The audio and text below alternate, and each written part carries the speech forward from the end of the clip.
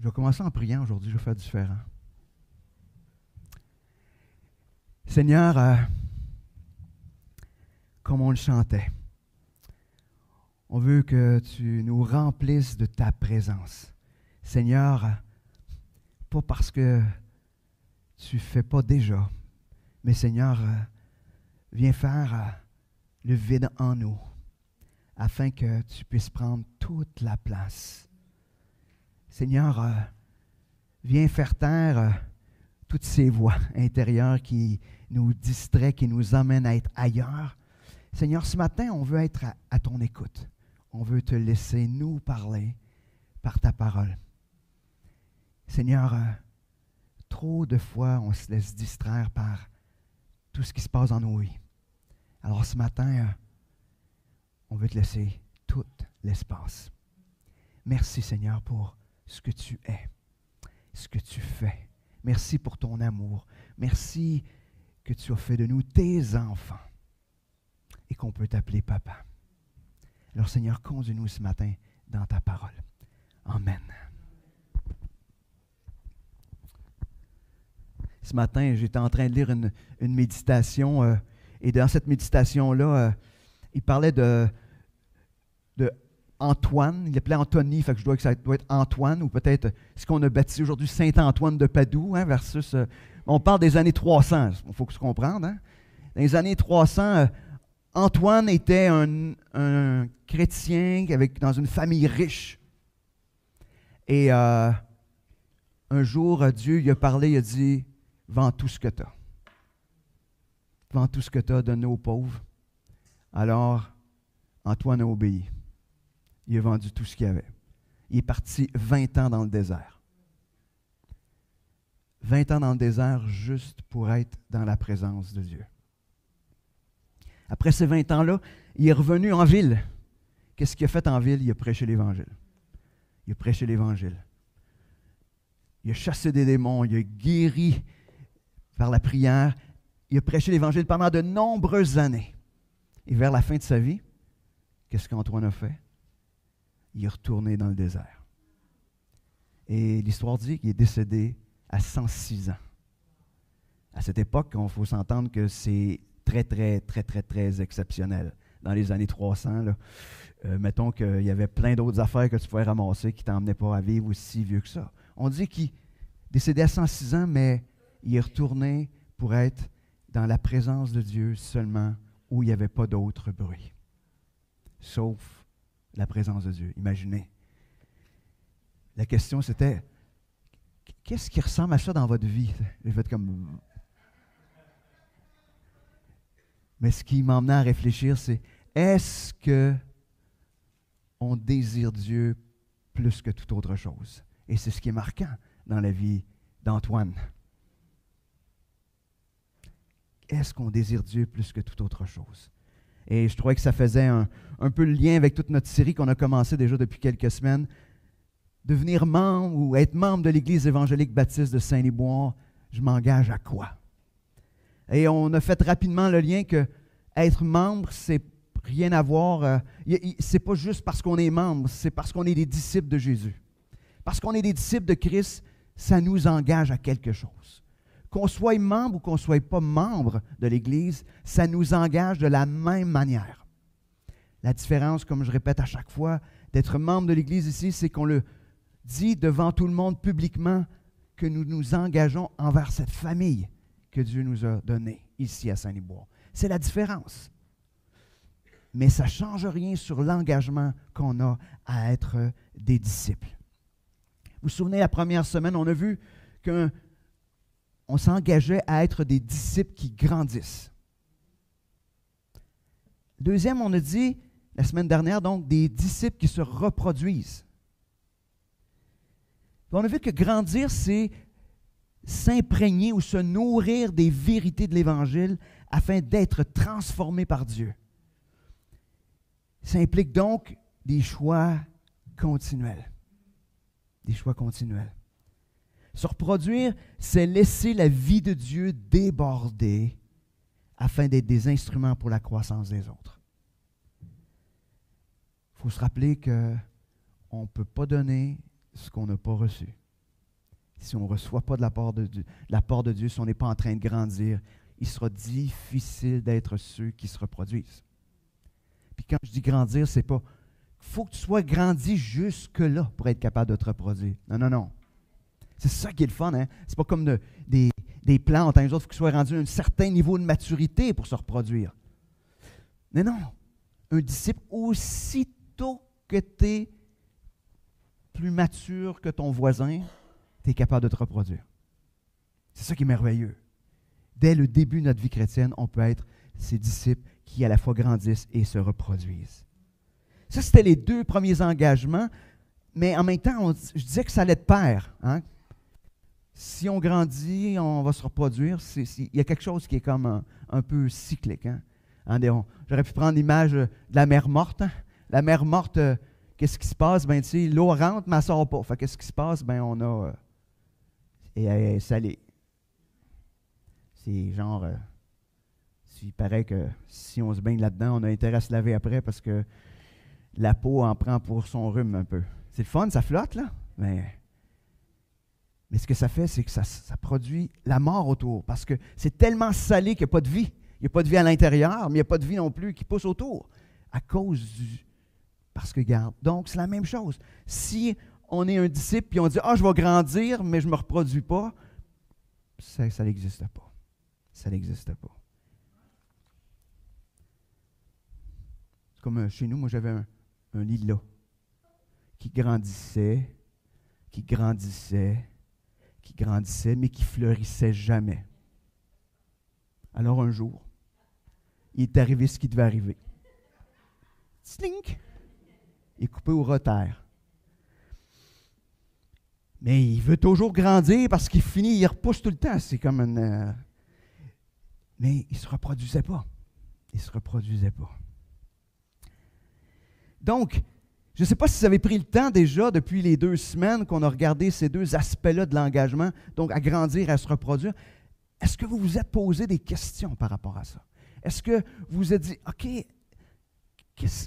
comment dans ma vie je pourrais grandir ou qu'est-ce qui nuit peut-être à ma croissance ou pourquoi que peut-être j'ose pas me reproduire ou que j'ose pas partager? Je ne sais pas. Est-ce que vous avez commencé à vous poser des questions? Si vous ne l'avez pas fait, bien, je vous encourage à le faire parce que je crois que c'est important. Dans le fond, qu'est-ce qui devrait être différent? Puis emmenez ça en prière, transformer ce qui ressortira de votre temps avec Dieu à propos de est-ce que je grandis, est-ce que je me reproduis? Emmenez ça en prière.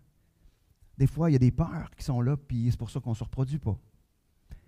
Peut-être des fois, il y a des choses dans nos vies qui nous retiennent, qui nous empêchent de grandir. Mais emmenez ça en prière. Formulez ça en une requête. Donc, ce matin, on va poursuivre avec des disciples qui vivent la communauté. Dans les faits, vivre la communauté, c'est reconnaître que je fais partie d'un groupe de disciples qui sont engagés les uns envers les autres, qui sont unis par des liens qui dépassent tous les autres liens parce que c'est Christ qui nous unit. Notre objectif, elle n'est pas individuel, mais vise l'accomplissement de la volonté de Dieu ensemble. Et c'est tout un défi dans notre société individualiste. Ce n'est pas parce qu'on se réunit le dimanche matin qu'on vit la communauté. Puis ce n'est pas parce qu'on est petit ou qu'on est gros qu'on vit la communauté. Probablement que la communauté se vit en dehors de ce qui se passe ici dimanche matin. Ou plutôt en dehors de ce qui est formel le dimanche matin. Ça se passe dans les conversations, dans les temps qu'on a ensemble, ça se passe souvent à l'extérieur. Mais c'est là que se vit la communauté, mais c'est de reconnaître qu'on est engagé dans quelque chose de plus grand que notre petit moi. On ne vient pas ou on ne participe pas à la vie de l'Église parce que c'est pour moi. Oui, c'est sûr qu'il y a toujours une partie de ça. Mais le motif, ce n'est pas ça. C'est répondre à cet appel de Dieu de faire grandir le royaume, d'être ensemble, de grandir ensemble, de se fortifier ensemble, de s'édifier ensemble. Donc, quelle est la place de la communauté dans votre vie? Est-ce que c'est seulement utilitaire? Ou peut-être qu'on la voit comme un devoir? Hein? Parce qu'on peut venir à l'Église parce qu'il faut. Ça se peut-tu? Oui, ça se peut. Peut-être aussi qu'on se dit, ben dans le fond, je n'ai pas vraiment besoin. Mais je suis convaincu d'une chose. Quand on dit qu'on n'en a pas besoin, c'est parce qu'on n'a pas compris c'était quoi la communauté ou qu'on ne l'a jamais vécu. Parce que quand on l'a vécu, on ne peut pas s'en passer. Pourtant, les Écritures placent la communauté comme centrale dans la croissance en maturité et en sanctification. Puis, les Écritures nous disent clairement que la communauté, c'est pas facile. C'est pas facile. Je sais, vous êtes pogné un peu avec moi, là, fait que je sais, c'est pas facile. J'ai de la misère avec moi-même, fait qu'imaginez les autres avec moi-même. Je peux comprendre que c'est pas facile. Mais c'est pas facile. Mais c'est le plan de Dieu. Parce que hors de la communauté, il n'y a que très peu de croissance.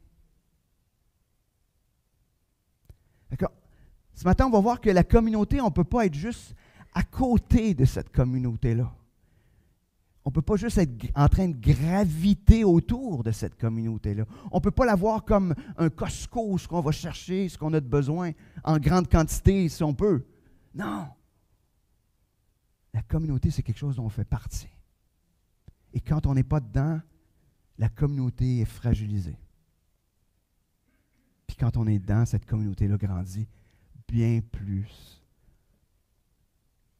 que ce que nous autres, on pourrait grandir nous-mêmes, mais aussi que cette communauté-là pourrait faire.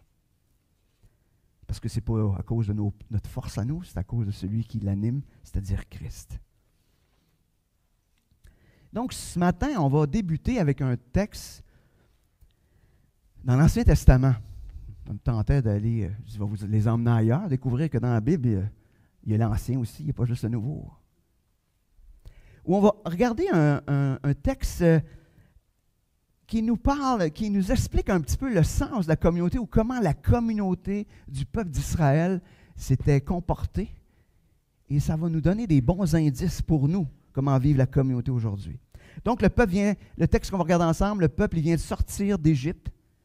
Il reçoit les instructions pour construire le tabernacle. On sait que le tabernacle, dans l'Ancien Testament, c'était la présence de Dieu parmi son peuple. Dans le Nouveau Testament, le tabernacle, dans les faits, c'est l'Église, mais c'est ce qui est composé des croyants, donc la présence de Dieu. Oui, la présence de Dieu est dans nos vies individuellement, mais la présence de Dieu est dans l'Église. Pas la bâtisse ici, mais dans la communauté de l'Église.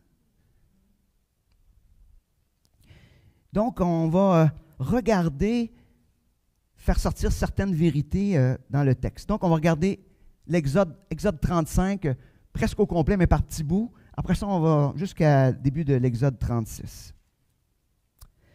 Donc, ils doivent construire, sur les instructions, il faut qu'on construise le tabernacle. On commence au verset 5.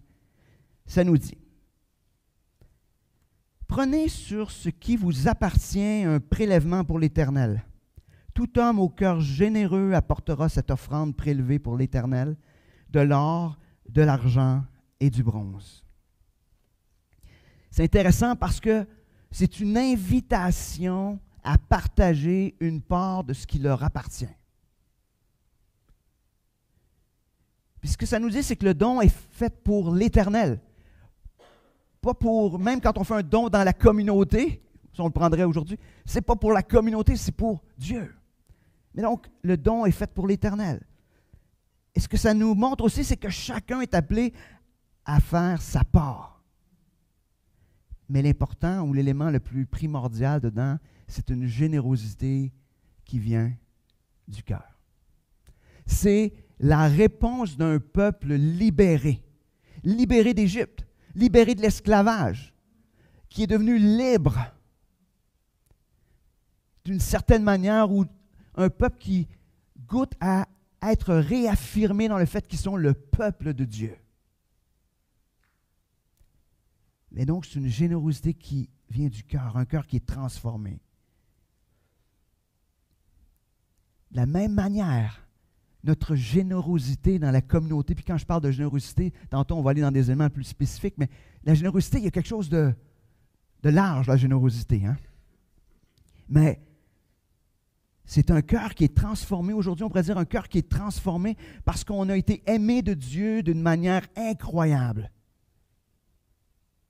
qui nous emmène à être en mesure d'aimer d'une manière surnaturelle, d'une manière où humainement, ce n'est pas pensable.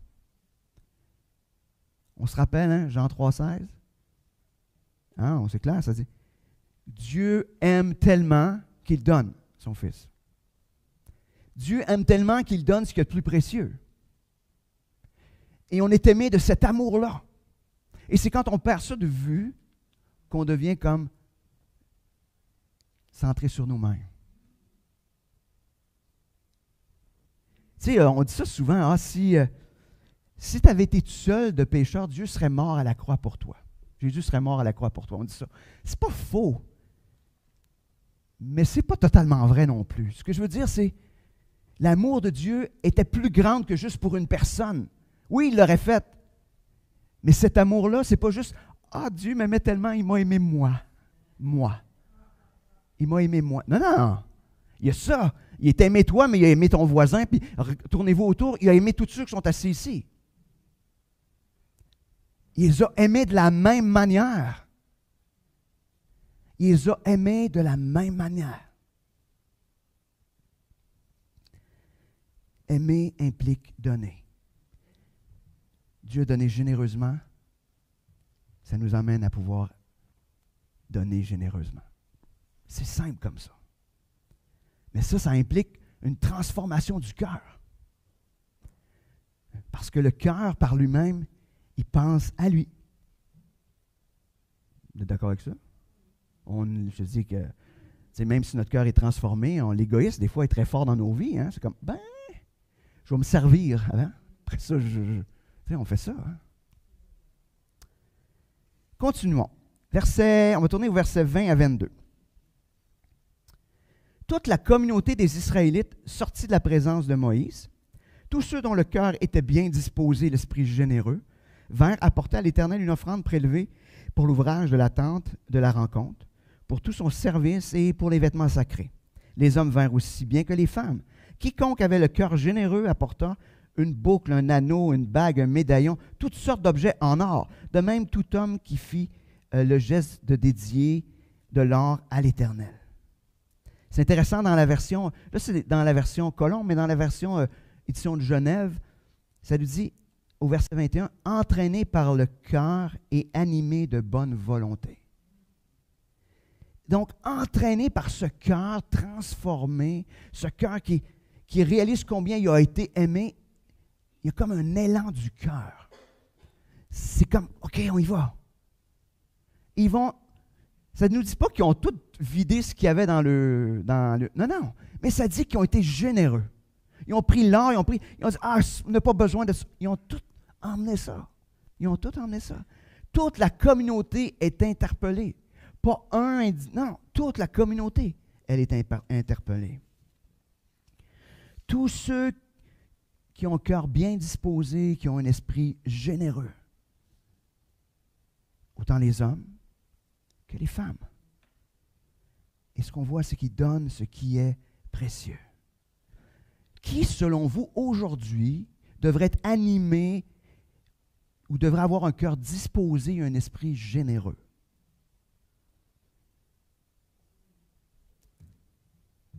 Oui. Oui, et même au-delà d'ici, mais ceux qui sont ici. Tous ceux qui ont goûté à l'amour de Dieu. Emmène cette générosité-là. Le cœur, c'est toujours une question de cœur. On revient tout le temps là-dedans. Hein? C'est quoi le cœur? Mais quoi est rempli notre cœur? Mais s'il est rempli du fait qu'on a été aimé d'un amour incroyable, en retour, OK, qu'est-ce que tu veux, Seigneur? Je parlais tantôt de Antoine. Lui, c'était comme, s'il me donnait toute la vie, regarde, je vais te donner tout ce que j'ai, tout ce que je possède. Ça ne me dérange pas. Je vais renoncer à tout. Est-ce que Dieu nous appelle à faire ça? Je ne sais pas ce qui s'est passé là. Je crois que certains hommes, certaines femmes ont un appel particulière à faire cela. Mais on est tous appelés à mettre Dieu en priorité. Puis je dirais, j'ai me dire ce mot-là. Dieu n'est jamais une priorité. Dieu, c'est le tout. C'est pas genre, OK, c'est ma priorité 1, puis il y a priorité. Non, non, c'est le tout. Parce que Dieu vient influencer tout le reste de ta vie. Toutes tes autres priorités. Tous ceux donc qui ont un cœur transformé par l'amour de Dieu, ils deviennent entraînés par le cœur, pas les émotions, mais tout leur être. Parce que le cœur, dans l'Ancien Testament et dans les Écritures, ça ne parle pas des émotions. Ça l'inclut, les émotions. Mais ça ne parle pas juste des émotions, ça parle de tout leur être. Tout leur être. Qui les pousse à cette générosité-là. Continuons. Versets 25 à 29. Toutes les femmes qui avaient de l'habileté filèrent de leurs mains. Elles apportèrent ce qu'elles avaient filé, des étoffes, violettes, pourpres, cramoisies et du fin lin. Putain, il y avait le cercle des fermières ici.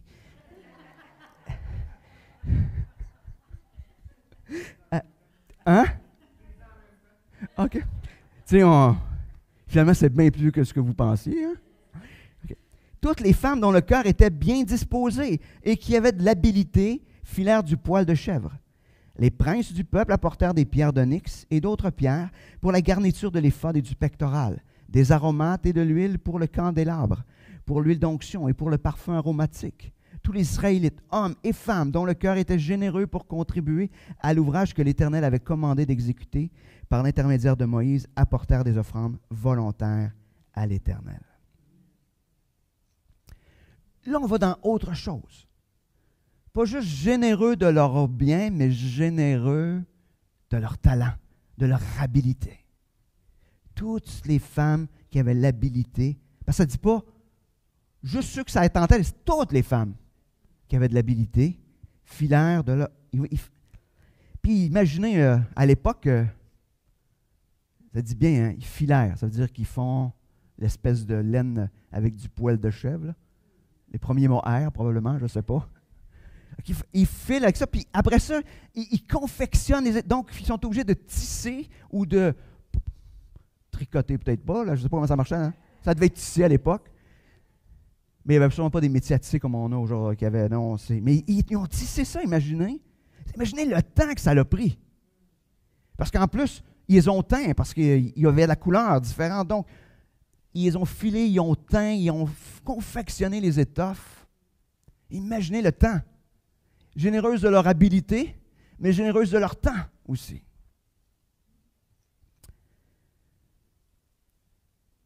Mais ça rajoute encore même dont le cœur était bien disposé.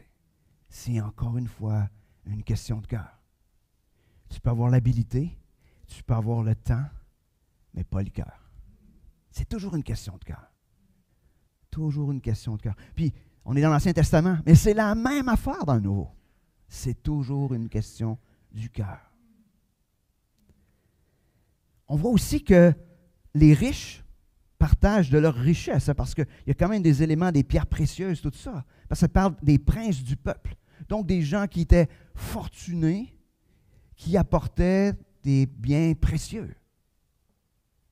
Mais moi, ça fait juste me dire, chacun selon sa capacité, selon ce qu'il a reçu, selon... D'ailleurs, Jésus a bien dit, il y avait une femme qui avait mis 2 petites pièces, puis elle était plus généreuse que tout le reste du monde, qui était là en train de donner. Imaginez. Ça veut dire donc que ça n'a rien à voir avec la richesse, mais chacun donne ce qu'il a, ou ce qu'il a reçu, de ce qu'il a reçu. Donc, ça nous rappelle encore une fois que tous ceux qui avaient un cœur généreux contribuent. Mais il y a une petite chose intéressante dans la fin. Ils apportèrent des offrandes volontaires. Volontaires. Personne ne s'est fait tordre un bras. C'est volontaire qu'ils l'ont fait. Ils ont eu le cœur vivement touché, puis de manière volontaire, ils ont contribué. Ils ont contribué avec ce qu'ils possédaient, donc autant financièrement qu'avec leur talent, ils ont contribué volontairement.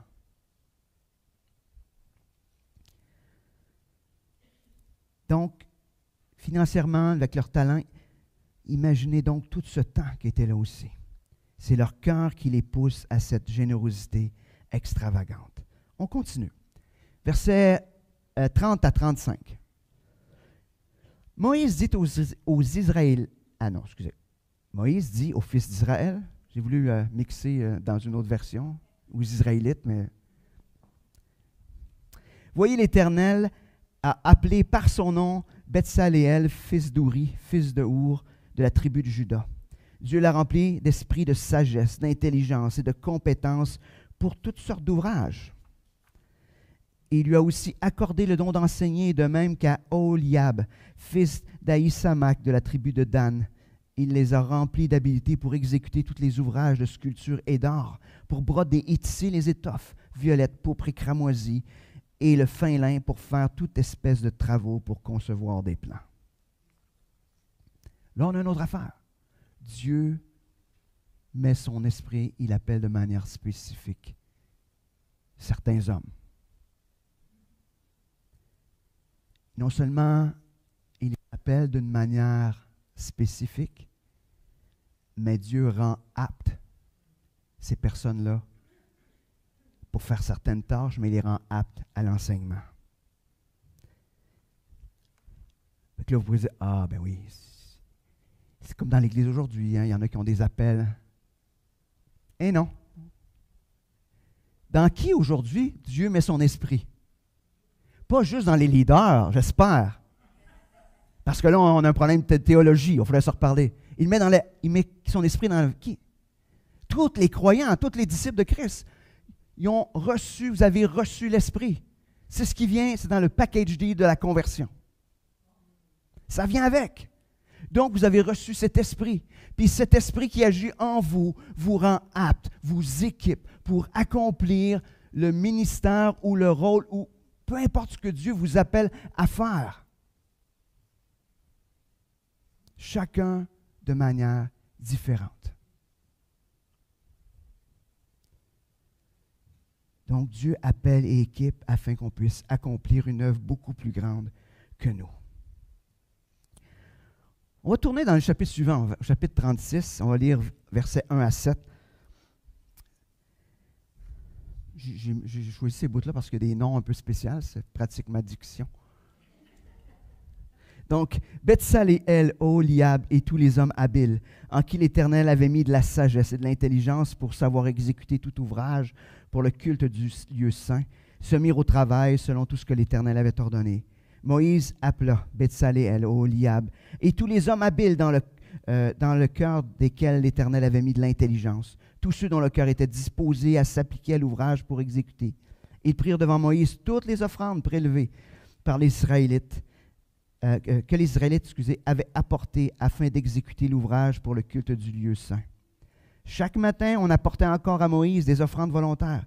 Alors tous les hommes habiles qui exécutaient l'ouvrage pour le lieu saint quittèrent chacun l'ouvrage qu'ils faisaient et vinrent dire à Moïse, « Le peuple apporte beaucoup plus qu'il ne faut pour exécuter l'ouvrage que l'Éternel a commandé de faire. » Moïse donna l'ordre de faire passer dans le camp une proclamation en ces termes, « Que personne, homme ou femme, ne travaille plus en vue de l'offrande prélevée pour le lieu saint. » On empêcha ainsi le peuple d'en apporter.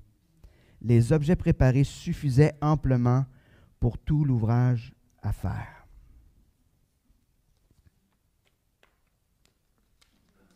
Je ne sais pas si j'ai de quoi dire de plus. Imaginez, donc, après avoir reçu les dons généreux, ils ont commencé à accomplir le travail. Parce qu'il y avait les étoffes, il y avait les pierres précieuses, mais là, il fallait tout monter ça, là, cette espèce de kit-là, là, selon... Parce que, imaginez, c'était tout un projet, là. Parce que cette tente de la rencontre, il la montait, c'est plein d'étoffes, tout, puis c'était vraiment comme plus qu'un grand chapiteau d'un cirque, là. C'était quelque chose de monter ça. Puis quand là, la nuée descendait là-dessus, la nuée de l'Éternel descendait dessus. Puis quand la nuée de l'Éternel se levait, il pliait bagage, puis il partait. Aussitôt que la nuée arrêtait, il remontait la tente. La nuée de l'Éternel se levait, il repartait continuellement. D'ailleurs, plusieurs avaient des tâches reliées à ça. C'est quand même tout un ouvrage. Donc, chacun se met au travail. Mais ce qu'on voit, c'est, même si les choses ont commencé, c'est une générosité qui se poursuit. Il continue à être généreux. C'est comme, on continue. Donc, ce n'est pas juste un élan de « Wow! » On donne un coup. « Hey, on a besoin d'argent. OK. » C'est mis, c'est déposé, c'est fini. Non, non. C'est comme une générosité qui c'était comme « Hey, on continue, on continue. » S'ils n'avaient pas arrêté, ils donneraient encore. Non, mais tu vois, on voit cette générosité qui ne faiblit pas. Et ce qu'on voit qui est étonnant, c'est que la générosité est tellement grande qu'on dit arrêtez.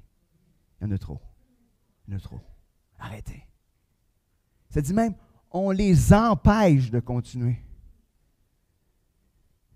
Imaginez, vous arrivez un dimanche matin, vous arrivez avec votre enveloppe d'offrande, on dit non, non, non, va-t'en avec. On ne l'avait pas ton argent. Va-t'en.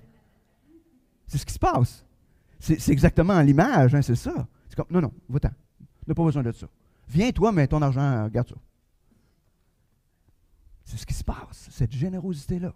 Cette générosité-là, elle est continue, elle ne s'arrête pas. Le Seigneur nous rend généreux. Et ça devrait devenir notre prière. Seigneur, rends-nous généreux. Rends-nous généreux, que nos cœurs brûlent pour toi, pour l'avancement de ton royaume, pour que ton nom soit honoré et élevé tout autour de nous. Garde-nous donc d'être égoïstes, Seigneur, de notre temps, nos talents et nos trésors. Je vais vous emmener maintenant dans le Nouveau Testament. Parce que vous dites, ben là, c'était dans l'Ancien. Ce qu'on voit dans le Nouveau Testament, c'est que l'Évangile vient transformer la communauté.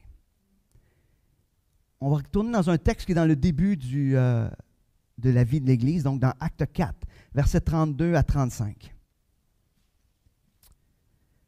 Ça nous dit, la multitude de ceux qui avaient cru n'était qu'un cœur et qu'une âme. Nul ne disait que ses biens lui appartenaient en propre, mais tout était commun entre eux. Avec une grande puissance, les apôtres rendaient témoignage de la résurrection du Seigneur Jésus, et une grande grâce reposait sur eux tous. Car il n'y avait parmi eux aucun indigent. Tous ceux qui possédaient des champs ou des maisons les vendaient, apportaient le prix de ce qu'ils avaient vendu, et ils le déposaient aux pieds des apôtres, et ils l'ont distribué à chacun selon qu'il en avait besoin. C'est intéressant parce que de croire a produit dans cette communauté-là une unité de cœur. Ils étaient un.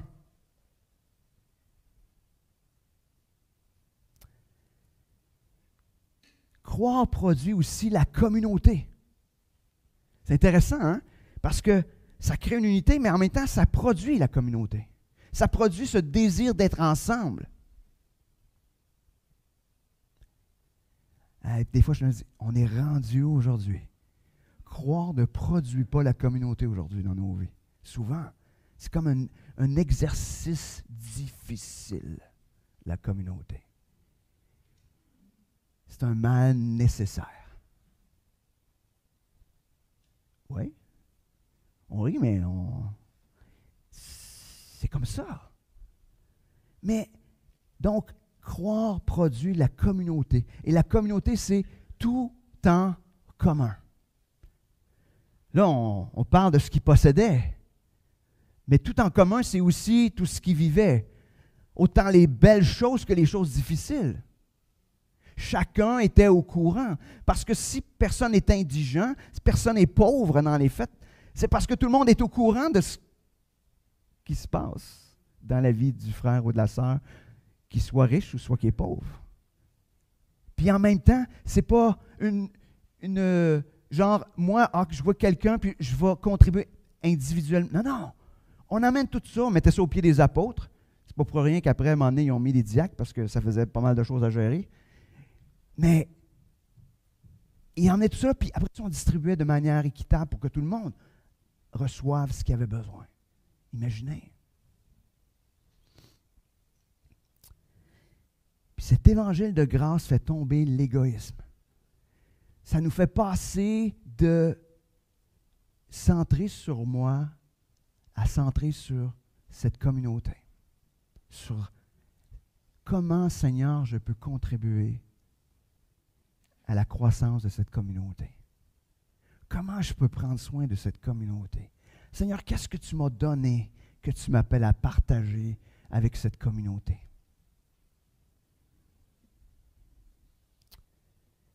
On voit donc aussi que cet évangile produit la générosité. Les gens vendaient ce qu'ils possédaient pour mettre ça en commun. Imaginez. C'est sûr, aujourd'hui, on dit, aujourd'hui, il y a plein de... le filet social, aujourd'hui, tu sais, hein, on peut avoir de l'argent. Oui, oui. Puis, je sais, on lit ça, puis on dit, ah, là, tu vas nous demander qu'on donne de l'argent. Non, c'est même pas ça que je suis en train de dire. Est-ce que, parce qu'on est des disciples, puis parce on vit la communauté, nous devenons généreux?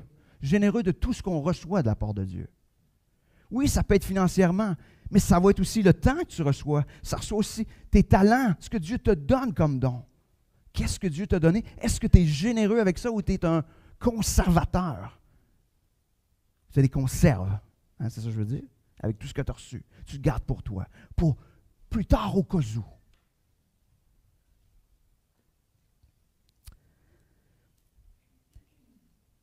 C'est une générosité qui prend soin de l'ensemble de la communauté.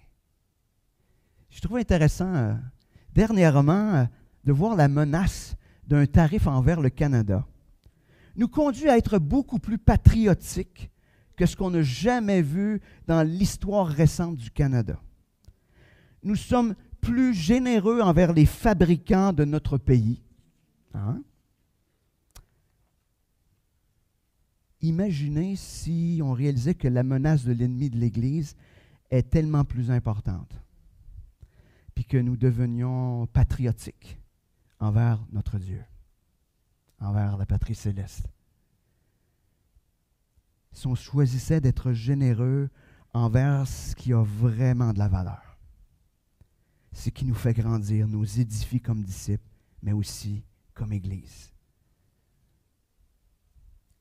Donc, il y a quelque chose dans notre cœur, il y a cette fibre patriotique qui s'insurge contre... Pourquoi on n'est pas face à l'Église? Pourquoi on ne l'est pas? On va tourner ensemble dans un dernier passage.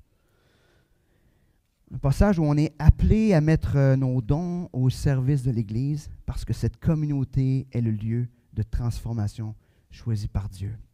Un texte qu'on connaît parce qu'on a déjà enseigné à quelques reprises dessus, mais je le ramène quand même. Donc, Éphésiens 4, versets 11 à 16. Ça nous dit, « C'est lui qui a donné les uns comme apôtres, les autres comme prophètes, les autres comme évangélistes, les autres comme pasteurs et docteurs, pour le perfectionnement des saints, cela en vue de l'œuvre du service et de l'édification du corps du Christ, jusqu'à ce que nous soyons tous parvenus à l'unité de la foi et de la connaissance du Fils de Dieu, à l'état d'homme fait, à la mesure de la stature parfaite du Christ. Ainsi, nous ne serons plus des enfants, flottants et entraînés à tout vent de doctrine, joués par les hommes avec leur fourberie et leurs manœuvres séductrices.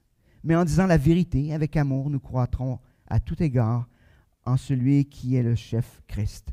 De lui, le corps tout entier, bien ordonné et cohérent, grâce à toutes les jointures qui le soutiennent fortement, tire son accroissement dans la mesure qui convient à chaque partie et s'édifie lui-même dans l'amour. Dieu donne à l'Église. Dans ce cas-là, on va dire Dieu donne des dons parce qu'on parle d'homme-don, j'appelle comme ça, mais Dieu donne à la fois des personnes ou des habilités. Dieu donne à l'Église. Puis l'objectif pour lequel Dieu donne à l'Église, c'est le perfectionnement des saints. Juste au cas où, juste ça fait du bien. Vous êtes des saints. Hein? Vous savez ça? C'est le fun de savoir ça. Des fois, il faut que notre vie devienne de plus en plus conforme à cette réalité-là, mais ça, c'est autre chose. Donc, le perfectionnement, donc la sanctification, la croissance. Dans un but aussi de rendre apte au service, rendre apte à ce que Dieu nous appelle à être ou à faire. Et l'objectif, c'est l'édification d'Église. L'édification, ce n'est pas une bâtisse. C'est des frères et des sœurs qui sont en interaction ensemble et qui ensemble grandissent. Et à cette église ou ce rassemblement ou cette communauté s'ajoutent des frères, des sœurs qui ne sont pas encore là, qui ne connaissent pas encore le Seigneur, mais qui un jour seront là. L'objectif de ces dons, c'est qu'il y ait une unité qui va être basée sur la connaissance de Christ, en vue d'une maturité spirituelle. Soyons des hommes et des femmes de Dieu matures.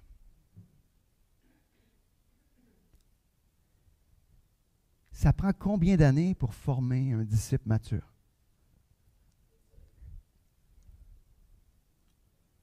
Ça ne devrait pas. Je parle de mature, je ne parle pas de parfait, là. Je parle de mature. Ça prend, en principe, là, Jésus a passé combien de temps avec ses disciples? 3 ans. Hey, boys! Il avait créé une maturité. Est-ce que tu étais si mature? Tu n'étais pas tout mature dans toutes les sphères de leur vie. Mais la maturité, ce n'est pas quelque chose à imaginer si on disait, hey, l'adolescence dure jusqu'à 80-85 ans. Après ça, on tombe à l'âge adulte. Hein? Il y en a qui c'est leur une réalité, mais ça, c'est autre chose. Mais tu sais, si on se disait ça, imaginez, on dirait, hey, boys, hein?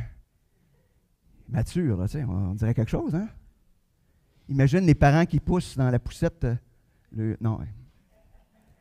Imaginez. La maturité, ce n'est pas la perfection. C'est d'être mature spirituellement, donc être capable d'être nourri par Dieu, de croire Dieu, de se laisser transformer par Dieu, d'être dans, oui, ce processus-là. Mais ça devrait être notre objectif de cette maturité-là. Pour qu'est-ce que ça produit, cette maturité-là? Ça produit une protection. Ce n'est pas à chaque fois qu'il arrive une patente nouvelle, la nouvelle patente sur Facebook ou je ne sais pas quoi, là, ou une nouvelle patente dans le milieu évangélique en quelque part, on dit « Yes! C'est ça! Oh, go! On y va! » Non. Être mature, c'est d'être capable de prendre tout ce qui rentre puis de le passer au travers du fil de la parole. Le but, quand on enseigne, c'est pas d'enseigner toute notre vie. Je vais m'expliquer.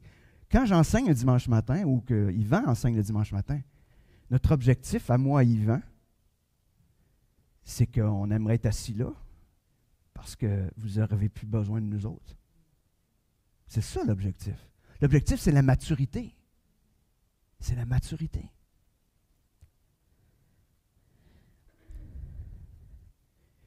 Ce qu'on voit de cette communauté-là, c'est qu'elle se prêche l'Évangile. Parce que ça dit, c'est dire la vérité avec amour. On le sait, là, je ne reviendrai pas là-dessus, là, c'est pas dire les vérités de ce qu'on pense de quelqu'un. C'est de se prêcher la vérité. La vérité, c'est l'Évangile. C'est de se partager la vérité avec amour. Pourquoi on le fait avec amour? Parce qu'on l'a reçu avec amour.